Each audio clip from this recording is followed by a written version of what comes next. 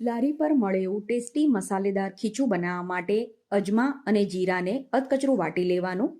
હવે એક વાટકી ચોખાનો ઝીણો લોટ લેવાનો છે અને આને એક વાસણમાં લઈ લેવાનો, કેમ કે આ જ વાટકીથી માપીને આપણે ખીચા માટે પાણી લેવાનું છે.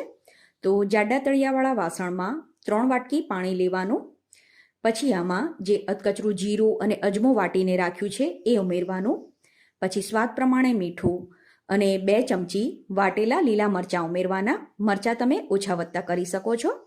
પાણીને 2 થી 3 મિનિટ માટે ઉકળવા દેવાનું.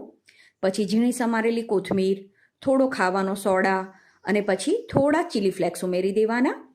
હવે જે ચોખાનો લોટ લીધો છે એને ચાળીને આમાં ઉમેરવાનો અને ધીમા ગેસ ઉપર વેલણથી આને મિક્સ કરીને લગભગ 5 થી 7 મિનિટ માટે કૂક કરવાનો છે.